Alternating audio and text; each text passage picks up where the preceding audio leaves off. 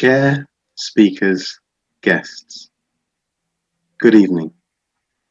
My name is Zia, Azam Zia, and it's a pleasure to be here with you all.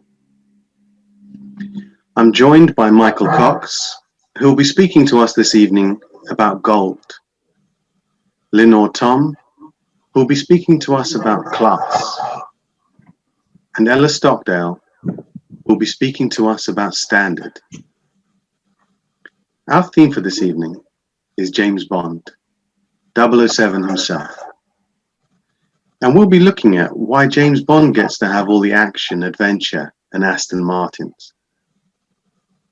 Now, history's moving pretty quickly these days, and heroes and villains keep changing faces and places. To start us off with a discussion of gold, it's the man with the golden voice. It's Cox, Michael Cox. Think, my friends, of the Midas touch, or perhaps one of Adina Monsoon's outrageous golden pantsuits as she merrily bounces around, swinging bottles of Bolly in Absolutely Fabulous. Gold means many things to many people, mostly money. It's usually a curse that follows those around who don't play by the rules. Midas and Monsoon definitely qualify for that. But I think it has to be our beloved Bond in a black tie who takes the golden crown. And in that iconic film, Goldfinger, our cheeky chap Connery succeeds in narrowly escaping the evil clutches of Auric Goldfinger, whose own mind is played with promises of power, wealth, and infinite fortunes.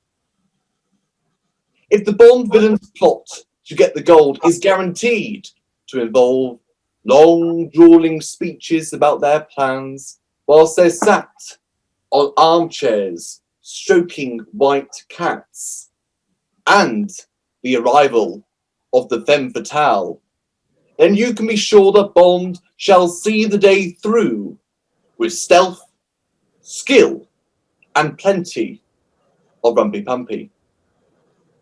Actions tend to have consequences, and Bond's first Bond girl of the film, Jill, predictably dies just moments after she's introduced. Painted head to toe in gold paint, she's killed in what's described as death by skin suffocation. Terrible stuff, but undoubtedly iconic.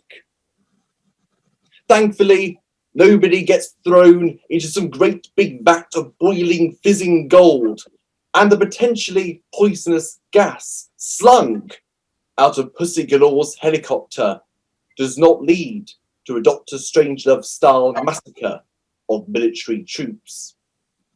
But what I love about the Bond films aren't these weird and frankly despotic ways of killing people en masse. No, it's the chase, the excitement, the dash, and the roaring revs of an Aston Martin flying into the night in hot pursuit of the latest bandit, henchman, or crook whom Bond must take down. Whether it's gold, diamonds, or voodoo dolls, there's never a dull moment when James Bond is in the driving seat. And yet, the whole thing sounds so hugely exhausting to me, a wonderfully unfit 19-year-old boy who would take Spa over shooting range any day of the week.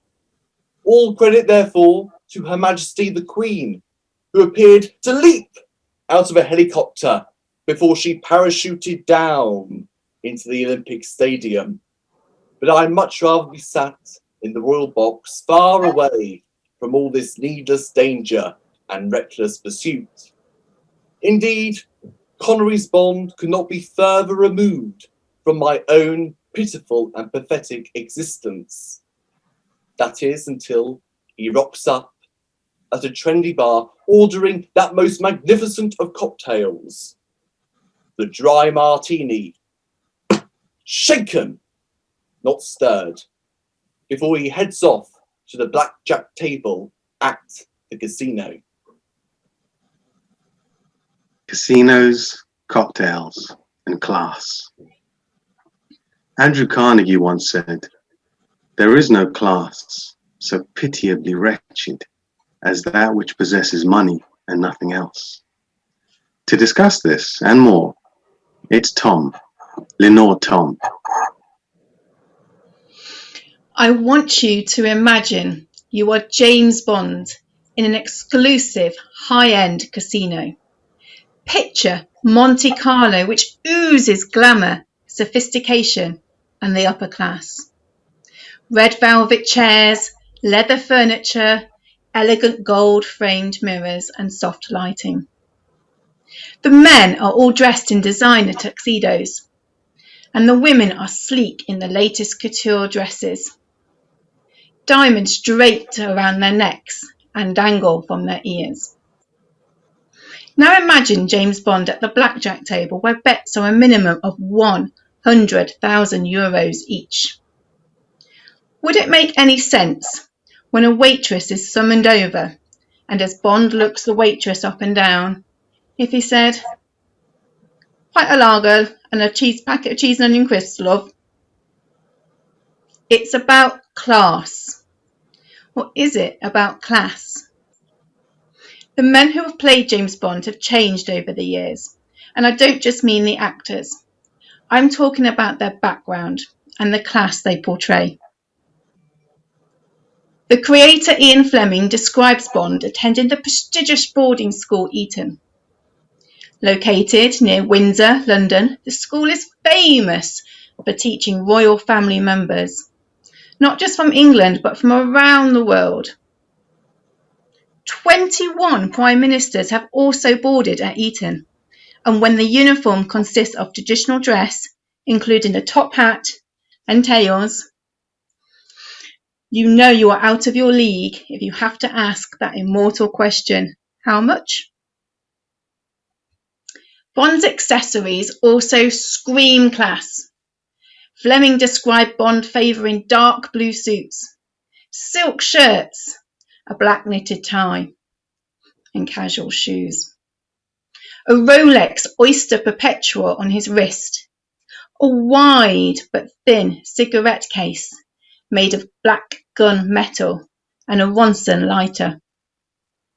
And of course, there's a whole new conversation about whether the Bond girls are seen as an accessory or not.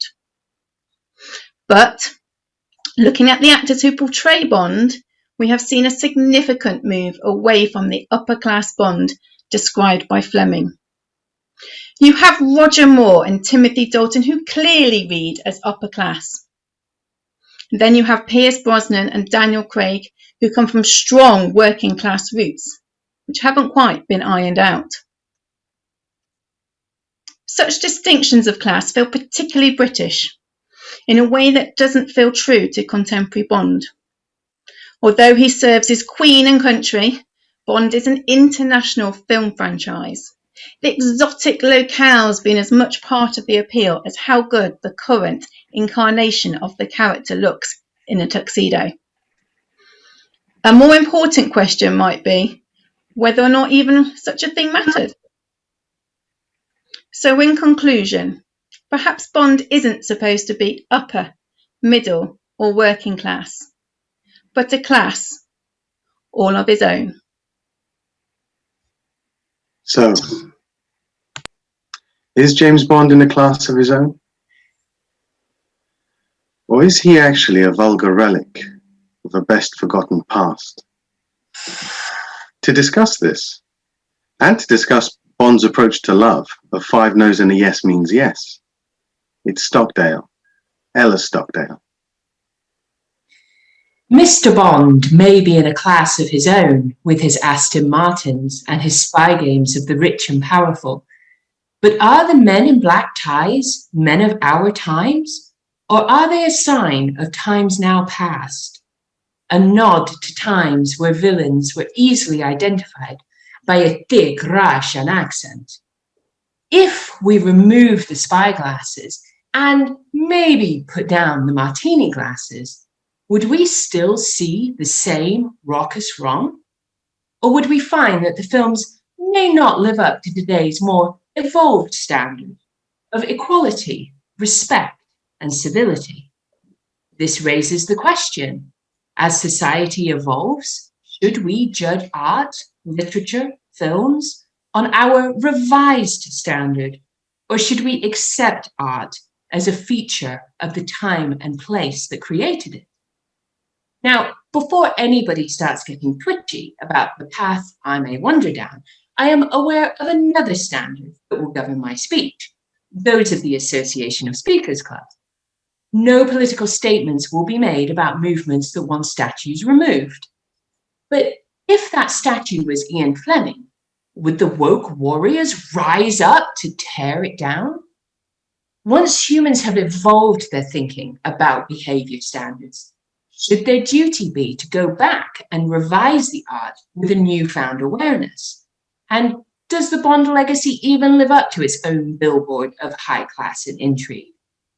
Bond is supposed to represent a world of international power plays, casinos and high-stakes games where fortunes and riches are lost and won.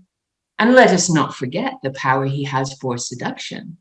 Bond spots his women and nothing will stand in his way. He can slide unnoticed into her bathroom while she showers, and yet he's welcomed with open arms. Yes, I know, our sacrosanct standards, no sex.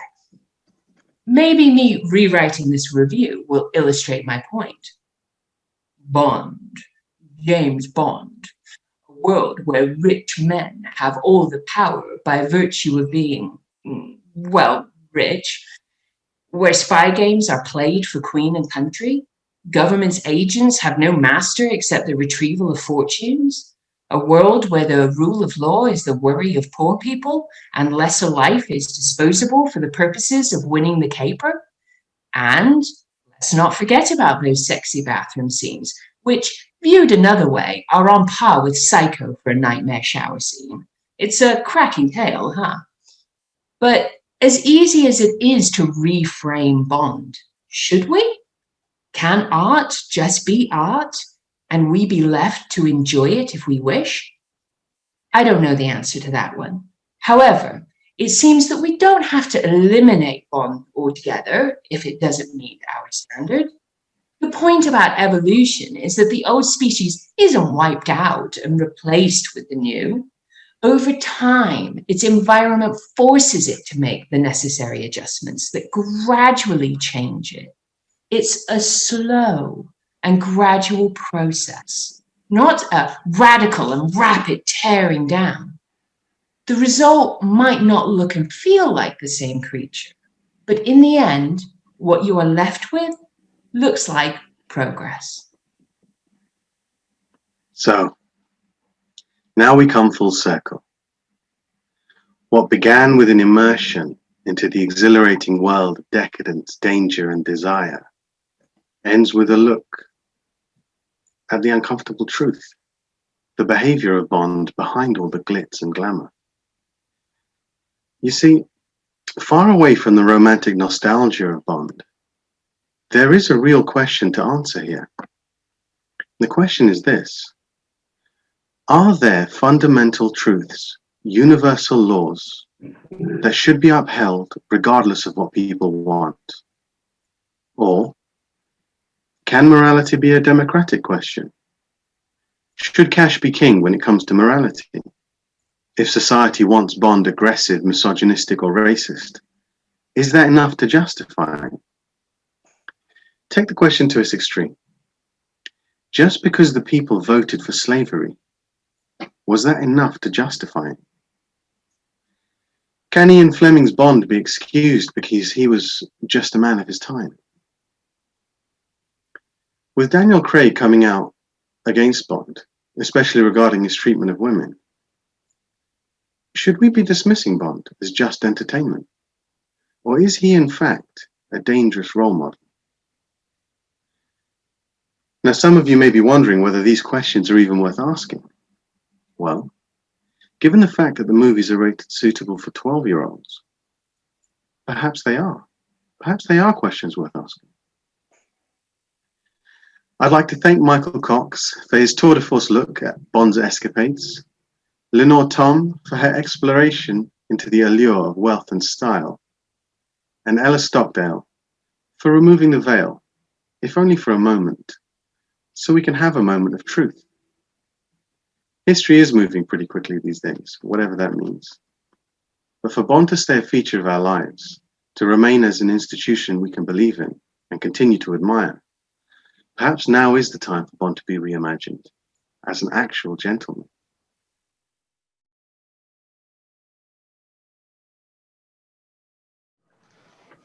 Chair, speakers, guests. My name is Peter Minchell, and it is my privilege and pleasure to introduce you to the Loughborough team. Firstly, we have Christine Calloway. Christine has been with the club for 2 years and is the Gold Star speaker who is progressing steadily through her assignments.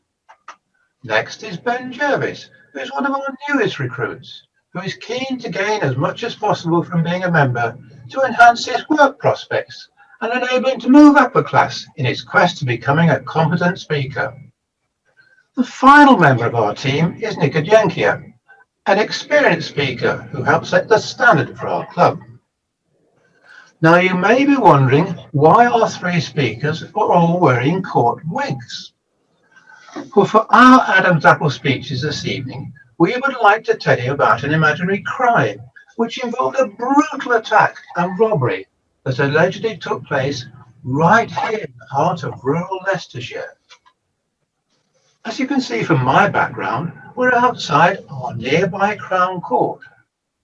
But before we enter the building, I'd like you, our audience, to imagine yourselves as members of the jury in the intriguing case of Crown versus Scott.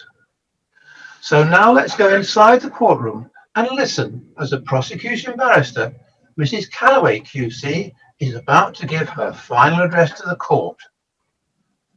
Me Lord, ladies and gentlemen of the jury, for my summation, I would like to walk you through the evidence for one final time.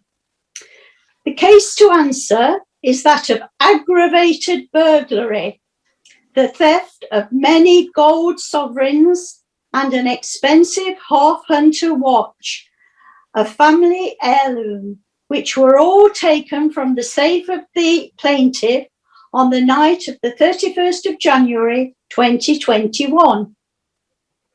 The defendant, Aloysius Scott, happens to be the nephew of the Colonel, who resides at Grantley Manor in the county of Leicestershire. The Colonel is an upstanding man who has been a stalwart of our country and has fought in Afghanistan, ably supported by his faithful retainer, Brabinger. So, let's examine the facts. Firstly, we have the eyewitness account of the downstairs maid, Miss Felicity Trollope, who has stated under oath that she had spotted from her attic window the defendant prowling suspiciously in the grounds at approximately 23:30 on the night of the alleged crime. She also said that she would recognise the defendant anywhere, as he had, in her own words, trifled with her in the past. Can we take this to mean merely with her affections? Or are we to read more into this cryptic admission? Then there is the sworn testimony of the butler, Mr. Brabinger, who has bravely stepped into the witness box, having only recently recovered from his ordeal of being savagely attacked with this truncheon, whilst valiantly trying to apprehend the burglar. My witness went on to state that his attacker was a tall man who appeared to know the layout of the mansion. The defendant standing before you is 6'3" tall and clearly knows his way around the property. Finally, there are the two indisputable facts presented by the police. Investigating Officer Sly has shown the court the cast of the footprints taken from outside the French doors on the morning after the incident. These are a perfect match to the defendant's size 11 trainers. We also have the palm and fingerprints lifted from the safe by PC Palmer. These two are an exact match to those of the defendant. But now, let's come to the motive for this horrendous crime. We have heard a statement read out in court from Mr. Spender, the manager of the Gold Star Casino in the city centre, that the defendant is a frequent visitor to the establishment where he has accrued gambling debts amounting to well over £50,000, but seems to be showing no discernible signs of repaying this debt. Aloysius Scott has had what you might call a job for the boys on the stock exchange, the privilege of a luxurious home life, and the benefit of a gold-plated private education at the prestigious Grendon boarding school. It was allegedly at this school where he became friends with our very own defence advocate, Mr. Ben Jervis QC. Therefore, the prosecution asks you to find this well-educated but spoilt rich boy, born with a silver spoon in his mouth, guilty. That was the case as seen by the prosecution, but as always there are two sides to consider. So now's our chance to hear from the defence as we rejoin proceedings just as our learned friend Mr. Jervis QC is about to make his address to the court. Guilty? Absolutely not. My client is innocent. Members of the jury, let me tell you why. You've now heard from the overly enthusiastic lawyer for the prosecution.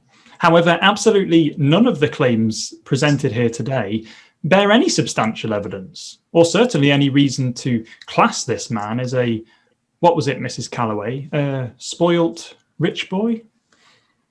In front of us today stands not a mere petty thief, but a man of integrity, of honour, and a pillar of our community. Firstly, our learned friend told us of a lovely tale of the maid, Miss Trollope, having spotted the defendant on the night of the attack. Now, I'm not suggesting that Miss Trollope isn't telling the truth, but I would question her confidence in whom, or possibly even what, she saw that evening at around 11:30 p.m. across the dimly lit grounds of the manor. Mrs. Calloway also showed us the weapon that was used to attack the butler, Mr. Brabinger. There is absolutely no reason to suspect my client. A man of such class would have no reason to own or even know how to use such a violent instrument. And he certainly doesn't have the barbaric nature required to carry out such a horrible and brutal attack. While our defendant does appear to be of a similar height to that described by the butler, I think it's safe to say that anybody could be referred to as tall amongst the likes of Mr. Brabinger, who himself is a mere 5 foot and 2 inches tall. Isn't it diligent of Officer Sergeant Sly to notice footprints around the property being a family home in which the defendant has free roam and full access? Of course there were footprints around the property. He has no reason to avoid leaving any. And the same goes for the fingerprints left around the safe.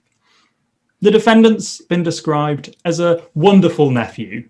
He helps his uncle in all sorts of personal endeavours, and I'm sure that you'll find traces of him all over the property. Now, it is true that the defendant has amassed a debt due to a gambling problem. The addiction is well known within the family, and I think it can be attributed to the real reason that we're here today. I have reason to believe that the Colonel is ashamed that his nephew has fallen into such a grotesque gambling problem, and I think he seeks to punish him in his own twisted way. However, the defendant's gambling problems are his own problems. They're under control, and they bear no correlation to the case in hand. I ask everybody here today not to cast judgment on this man simply because he's been exploited by a horrible gambling industry. This is no more than a brash attempt from the prosecution to class this man as nothing more than a thug. But it is a failed attempt, nevertheless. And a silver spoon in his mouth, the prosecutor says. Well, placed there by whom? Well, by the rich uncle, of course. As to the assumption that I'm friends with the defendant, well, okay, we might have been in the same class together, but I can fully assure you that does not make us acquainted. I ask the jury to listen to reason, review the facts, and declare this man rightly innocent. We've been privileged to witness both sides in this drama, so I'd now like to invite you back inside the court for one final time as our esteemed Judge Nikajenkia weighs up all the evidence that has been presented in the case and is ready to give his final assessment to you, our jury. Rightly innocent. Ladies and gentlemen of the jury, learned counsel for the defence has ended his submission with this plea, but the case you must consider that although it demonstrates the highest standard of the English judicial system, it also highlights a serious expansion in instances of crime involving burglary accompanied by assault. I would draw your attention to the regrettable lack of forensic evidence in support of the allegations made against the defendant. We must also question the quality of the investigation conducted. It is my view that this demanded that the prosecution had to base their case on circumstantial evidence and a large degree of speculation. The witnesses spoke of their personal dealings with the defendant. I must suppose that this is not the first occasion when a young man's head has been turned by the sight of a trim ankle, nor when the loyalty of a family retainer has become coloured by the experience of a generous employer. On the other hand, an assault on a member of the household is a serious matter, but positive identification of the assailant has not been properly established. The defendant is a member of the family residing at the premises where the alleged offences took place. Evidence of hand and footprints matching those of the defendant are not evidence of guilt, merely of presence, and this at a property to which he enjoys free access. Being in debt is not an offence, and whatever personal animosity exists within the Colonel's family has no bearing on the case under consideration. Members of the jury, you must disregard any negative suggestions of character shortcomings in the witnesses or family members involved. Significantly, the defendant enjoys a standard of remuneration consistent with his position in the financial world of the City of London. You must consider whether this removes any necessity for him to resort to common assault and major theft notwithstanding his large gambling debts of some £50,000. The Standard demands that the burden of proof satisfies you beyond all reasonable doubt, together with the criminal intention to carry forth the crime. You must pay due regard to these requirements of our legal system when reaching your verdict. If that proves not to be the case, you will be compelled to return a verdict of not guilty. However, should you return a guilty verdict, I shall impose that standard penalty appropriate to the serious nature of the offence. Members of the jury, you will not discuss these matters, nor read or listen to accounts in the media.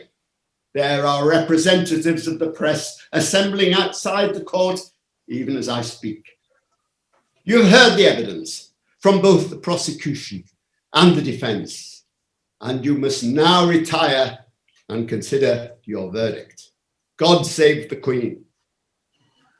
So there we have it. Thank you for being our jury in this case. However, it is now time to decide if Aloysius Scott is innocent or guilty. Talking of time, I see by my half-hunter gold watch that our time is fast running out. Incidentally, this watch is indeed a family heirloom, which has been handed down through generations of my family. I hope that you enjoyed being the jury in our court and witnessing the best of British justice, which is, of course, undeniably of gold class standard.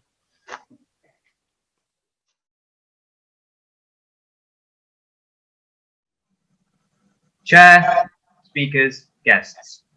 I'm Rasan Chandra, Chief of the Newark Space Cadets. May I introduce our esteemed speakers, David Gorley, Josephine Peacock, and Phil Davenport, who will all be taking us on a journey through space with their mind-blowing facts on gold, daredevil ambitions with class, and encapsulating concepts with standard. But first, let's go back in time. Imagine living in the era of the Egyptians, new to civilization, and knowledge of the great world is scarce. You have just finished a long day at work, ploughing your fields next to the River Nile. And as the sun sets, you decide to relax on top of a giant mythical creature. Lying atop the Sphinx, with your hands behind your head, you stare up into the clear night sky, littered with glistening specks of light in the vast vacuum void. What would you think to yourself? What is up there? Are they just fires lit by kings of the past? What if you could just reach out and touch one? Will you ever know? Unfortunately for you, my young Egyptian, you will never live long enough to find that out. However, all is not lost. Are you ready to propel into the future? Are you ready to melt your brains? Are you ready to explore the great unknown? Strap yourselves in, my fellow speakernauts, as we are prepared to launch. Please welcome the man with the Midas touch, our golden boy, David Gorley. What is more precious than a heart? You might say gold, weight for weight, has more value. That's because gold is one of the rarest elements in the world, and it's not just rare here, it's rare everywhere. Gold is one of the rarest elements in the universe. Just think about your daily interactions with gold. You might see it on jewelry or plated onto TV cables, but not much else. The reason that gold is so rare is because it's formed in very special places, such as the collisions of neutron stars. I'm going to talk about how gold is formed with a bit of background on our star, the Sun, and then focus on neutron stars and neutron star collisions. I love talking to my children about space. I'll quite often say to them, "What's the sun made of?" "Gas," they'll say. "Well, what makes it hot?" "It's on fire," they say. Then I go, "But you know you need oxygen to make fire, right? Do you think people can breathe in space?" The sun is 99% plasma.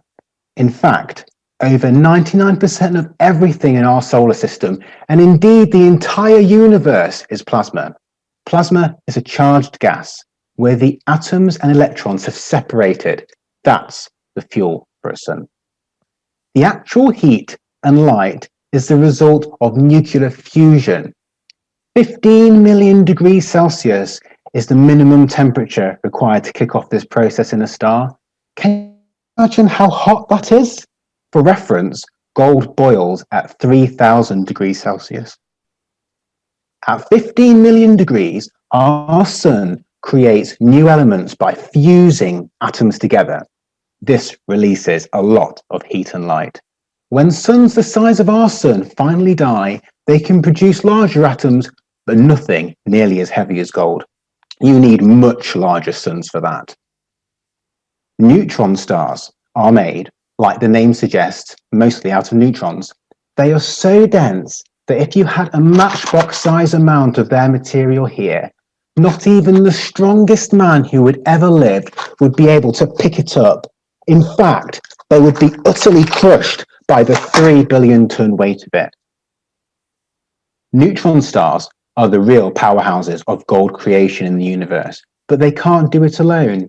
It is the intense heat and gravitational forces in neutron star collisions which fuse larger atoms together to create gold. It's a good job you can't hear in space, because those explosions would be sure to deafen us. A lot of the gold from these collisions made it here to Earth. The Gold Institute say 2.5 million tons of it, but that is of the stuff we can easily get at. There is actually a lot more gold around us all the time, you just can't see it. It is often said that the best things in life can't be bought. We know people aren't talking about gold when they say that. However, I can tell you the best things in life also come with gold. That's because you can find gold in our bodies, and its highest concentration is in our hearts. Now we know why a heart surgeon makes so much money, because of all that gold. Has anyone here ever been in a painful relationship before? Can I see some audience hands, please? Yep, a number of us have. Just think of the time when this person thrust their hand deep into your chest and ripped your heart out, leaving you in agonizing pain. We can now convince ourselves it's not because of us. It was all because of the gold in our hearts. Speaking of heart of gold, please welcome the woman who radiates class, Josephine Peacock. The heart of the matter is this. What would you say if I told you one day we are going to be able to book a first-class ticket on a rocket? Did you know that Dr. Fatima Ebrahimi has invented a new fusion rocket thruster concept that could power humankind to Mars and beyond? I am completely enraptured by the idea of space travel. I love Star Wars, all the cool starships traveling from one planet to another.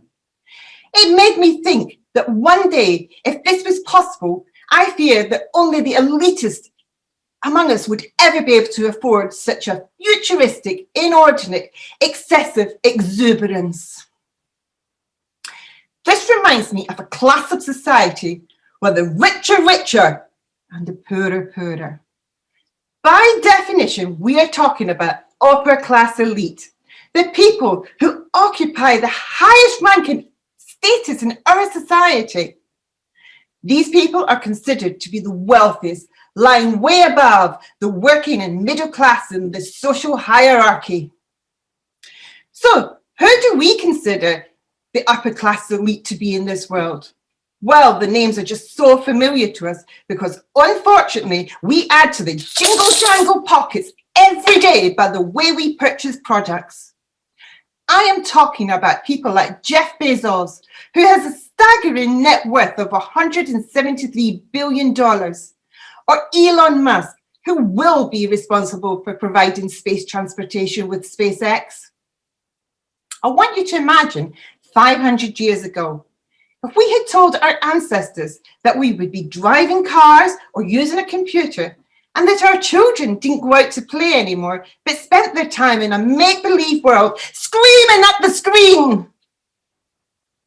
Maybe we're at a similar inflection point where we might be opening up a new world which will change the life of our descendants. Sounds grandiose, I know. But after discovering that my own son has put in an application along with hundreds and thousands of other individuals looking to book a first-class ticket to be part of the crew to join Yazaku Mizawa for a moon voyage on lunar SpaceX Starship in 2023, dubbed the Dear Moon Mission, a real-life Star Wars experience. How exciting and scary and exhilarating! 2 criteria entail for this would-be traveller: push the envelope and help others on the mission. As a very small child of the 60s, I remember this incredible feeling and jaw-dropping moment when Neil Armstrong landed on the moon. July the 20th, 1969. We have never forgotten those famous words. That's one small step for man and one giant leap for mankind. I feel there is a dream to travel cabin crew to space one day. Can you imagine blowing tens of millions of pounds on a big vacation and rocket ride into orbit to infinity and beyond? Wow, if I had all the money in the world and I had no idea what to do with it, this most definitely sounds like the sort of vacation I would blow it all on. Next up, please welcome the man in a class of his own and has been setting a very high standards himself, Phil Davenport. To infinity and beyond. But a journey like that surely needs some standards setting down before you begin to plan it. I'm going to talk to you about the past, the present, and the potential of what may happen in the future if we don't start to influence it now. So you may blast off to infinity, but will you be able to dock at every spaceport? Why are we able to browse websites without needing to change browser? Of course, I'm talking about the internet, and specifically www. Do you know what that stands for? It stands for the World Wide Web, but without standards, I'd argue it would be more like the Wild Wild West. Can you imagine if you opened up Internet Explorer and you could browse to eBay, but not to Amazon? Can you imagine if you opened up Safari and you could browse to Twitter, but Instagram caused a virus to encrypt your hard drive? Can you imagine if you opened up Google Chrome and you could message your friends on Facebook, but YouTube simply led to a black hole? Well, on the 12th of March, 1989, common standards were introduced to the internet. This was the very birth of HTTP. Hypertext Transfer Protocol came into existence. This was a standard that everyone had to follow to be on the internet and means that we can browse all websites. So what happens if you go to beyond but can't recharge your spaceship at the nearest dock? So now let me give you an example that's not gone so well. Mobile phone chargers. Anyone who tells you that mobile phone charger standards are working really needs to sit down and shuttle up. I presume here that everybody has a mobile phone. I presume that your mobile phone has a battery, and I presume that battery requires charging. Well, surely then you would say that any mobile phone charger would be more than capable of charging every mobile phone. You must be living in another universe if you believe that. A Samsung phone charger will not charge an Apple phone. Even some Apple phone chargers will not charge other Apple phones. Yet we accept this as a rational fact. Surely you don't need to be the brightest star in the sky or have been to university and got 15 million degrees to know that this is simply lunar. See? Why has no one implemented standardization? What if space is the new Wild Wild West? What if we are the new Native Americans? What about if we are just sat on the sidelines while people like Elon Musk conquer space, leaving us all floating off into the abyss? What standards is Elon Musk working to? How do we know his spacecraft and satellites will be compatible with those of other groups or organizations? This may feel like something that you're reading in a comic book, but it's real. So stop procrastinating and get involved. Stop dreaming of going to infinity and beyond, and instead keep your feet firmly planted on the ground. Recognize the needs for standards in space and look to back people like NASA's open source standards. Help be the change we all want to see before we land ourselves in Hubble. So, my fellow young Egyptian, you may not live long enough to know what it is like to reach out and touch that speck of light in the night sky. However, we now know that you were actually made from one of those specks. Balls of plasma that exploded billions of years ago, expelling matter and gold into space. You are born of stardust. So it doesn't matter if you are a working class or an upper class Egyptian. It was all the same when you looked up into the sky. Although you may not have had a physical link to the universe, there was a link. Because the stars in the sky were used to align the pyramids due north to near perfect accuracy. And that is something that is difficult to achieve, even by today's standards. Since that time, we as humans have evolved over the eons and are now driven to go back out there in exploration of this fascinating universe. Gold, class, standard. In isolation, mean completely different things, but when combined, can give us a glimpse into how our future may look like when reaching for the stars.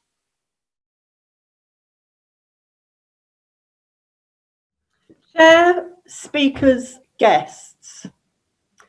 What do we live for? The present situation of lockdown has been really challenging. We could become demineralized. No, I think I mean demoralized.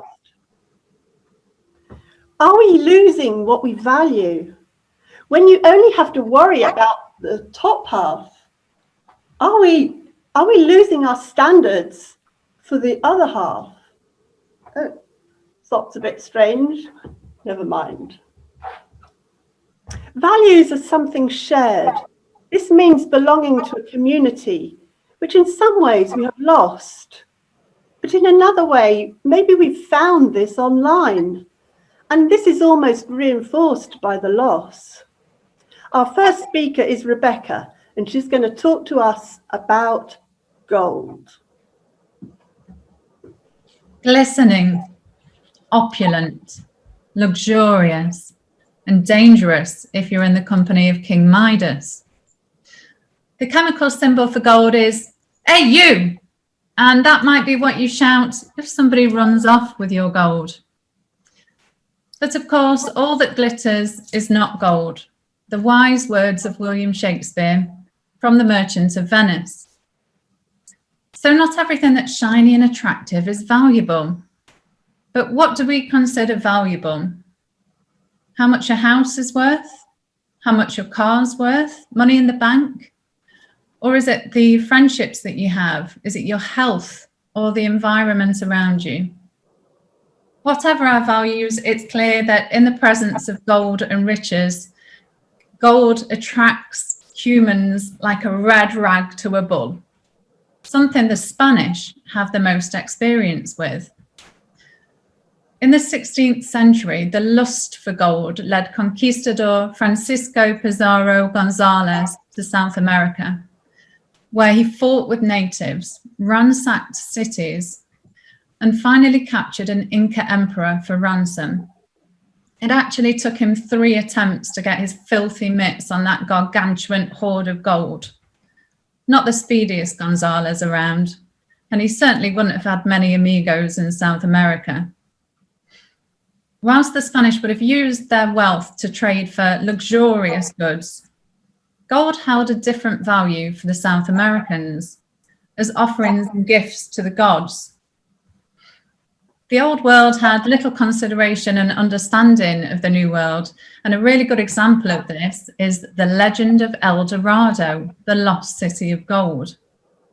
This led the Spanish to invade large parts of South America in their search for riches.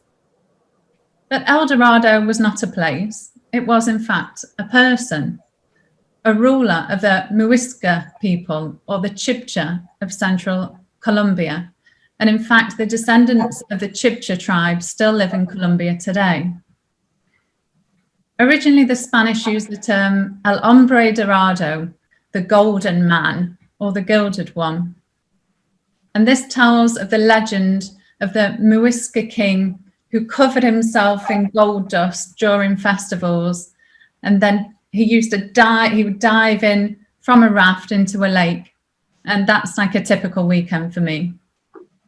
So many gold artifacts were plundered, and sadly they were melted down and minted into coins.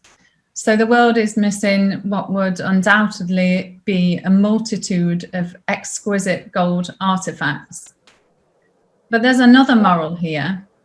Economists believe the gold rush into Spain led to slow industrial development. And I suppose when you're swanning around showing off your latest 24-carat headdress, there's no appetite to keep your nose to the grindstone. So it's important to put the shiny headdress down and keep in mind that being in possession of gold isn't the only thing that defines us. The El Dorado of our lives. Do we only live for money, status? The adventure of life is more important than gold, and you can find the gold that you'll find at the end of the adventure. What if you never find success? What if you never get any social standing? At least you will have lived a life of adventure, and you won't be taking the gold with you at the end of your life in any case. Our next speaker is Denzel, and he is going to speak to us about class. Being in possession of gold isn't the only thing that defines us, for we use many factors. Voice, mannerisms, and controversially, class. But should our social standing really define how we act, how we are perceived, indeed, who we are? I say no, and feel a more positive use of class is important, nay, essential, in us as we seek to define who we are. To demonstrate this, I would like to turn to that great bastion of social morals, sport. 2 minds back a few years to the Rugby World Cup that was played in England.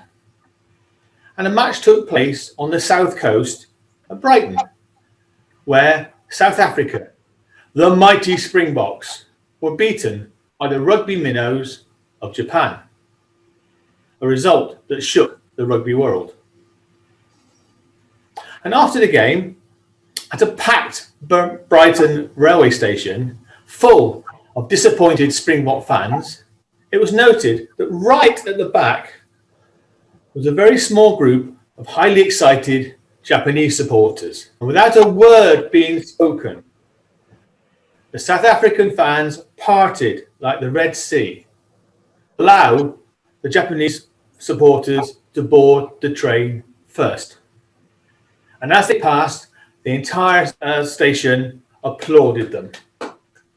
Now that's class. And when my team, Bristol City, were beaten in the Football Championship playoff final, at the final whistle, with the whole City fans and players celebrating wildly, justifiably, their manager, Phil Brown, onto the pitch, walked across to where the Bristol City players were slumped on the grass in disappointment. He shook hands, put an arm around the shoulder, and had a quiet word with every single player before turning to the team. Now that's class. And such classy acts are not wholly confined to professional sport. Picture this. It's an under-13 cricket match. It's the last over. The opposition needs 6 runs, whereupon their coach, PE teacher, my son, threw the ball to this captain and said, "Go on, lad, win the game for us." To which the boy replied, "No, I've had my go. It's not my turn." Before throwing the ball, finally said, was the worst bowler in the team. Now his turn. This is a lesson my son has never forgotten. That being part of an all-inclusive team is more important than winning. Karma must have been impressed because they won by 1 run. I would like us to introduce these lessons in our own lives. If a work colleague gets promoted, don't feel bitter. Go over and warmly congratulate them. And if you're that colleague, receive the congratulations with good grace and empathy. And if your next door neighbours have a new extension or a new car, don't draw the curtains and feel jealous. Go around and tell them how wonderful it looks. And when Nottingham Speakers Club win the Adam's Apple, I know, but I couldn't resist it. But you get the picture. I would like us to make a pact. From this day forward, we are all going to go and introduce a little bit of class into all our lives.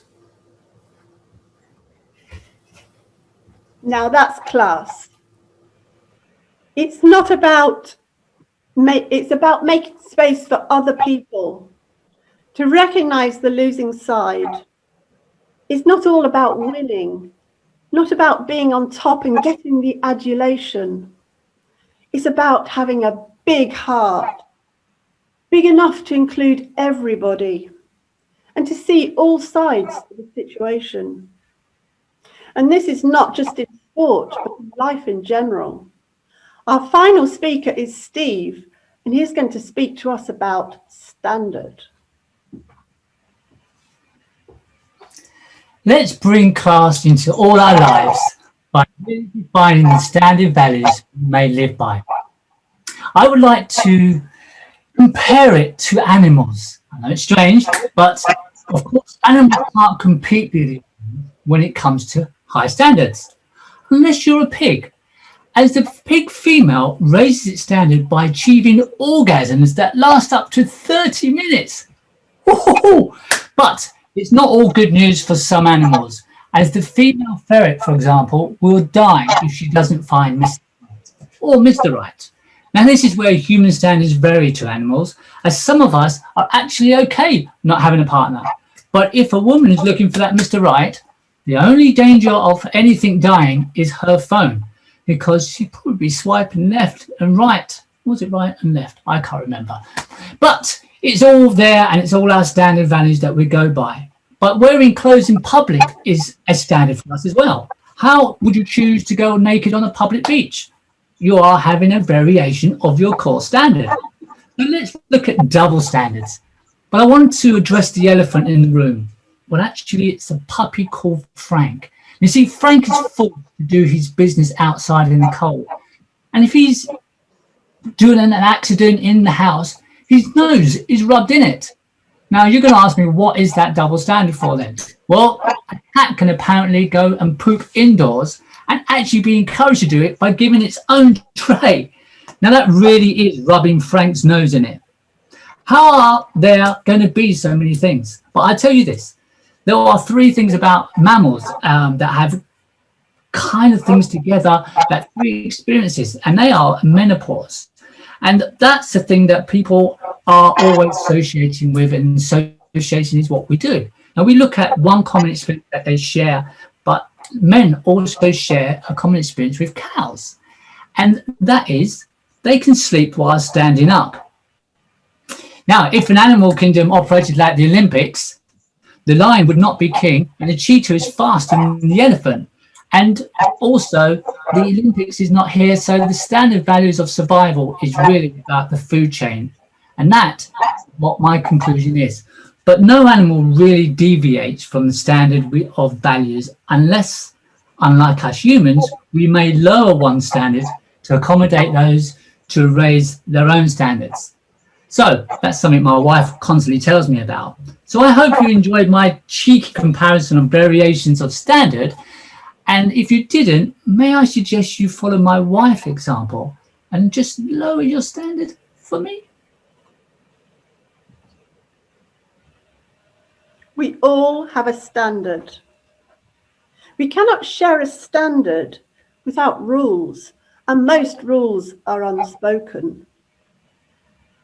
We cannot deviate from the standard without shared values.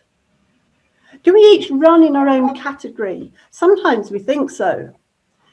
We realise that we have standard of value when we see double standards. Think of the puppy looking at the cat that's using a litter tray. High standards, high personal values. These values cannot be bought with gold. They are lived when we have class and a big heart. It is only together with shared values that we can encourage each other to adopt a higher standard and raise ourselves up to the gold class standard of a better world. I will finish with Dorado, the Golden Man again. The tribal leader of a civilization in Colombia, which was encountered by the conquistadors in 1500. He covered himself with gold dust so that he looked like a living, walking, talking God. And he performed the sacred rituals and the ceremonies. And then at the end of the ceremony, he would dive into the lake from a raft. And then he would come up out of the water, the gold dust having washed off, and appear only as a man. And this can be a metaphor for us. We think we are gods, but it is a thin veneer, as thin as gold dust. So let us all remember that the dusting of gold that we secure for ourselves will wash off in the first rainstorm or dive we take. It is not appearance that matters, but what is inside.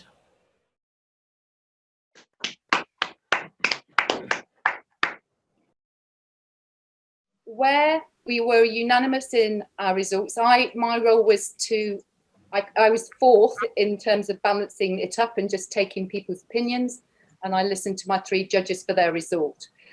Where the teams excelled was where we were able to feel real connection between how they worked as a team, how they themed it as a team, and how they engaged us individually so that all the parts, were greater than the whole. And we saw some fantastic examples of that this evening. Beautifully done. Every single team, as we believe, and break it to us gently, came in on time. That are people that have rehearsed it and really put their time in. Every single person passed the baton beautifully to bring home a team event. There are things that we could pick upon, but actually what tonight is about is a rejoice and a triumph and really applauding what we saw. So the runner-up of the evening's competition is Newark Club. Hands for Newark. The winner of this evening's speaking competition is Lincoln Club.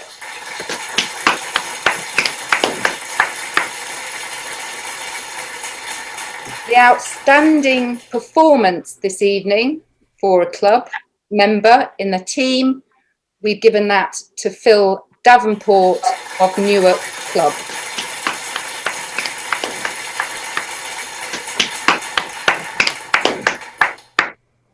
Thank you, Catherine. And a big round of applause for the winners, Lincoln. That is amazing. And to Phil as well. Fantastic, Phil. Well done. Well done, Phil.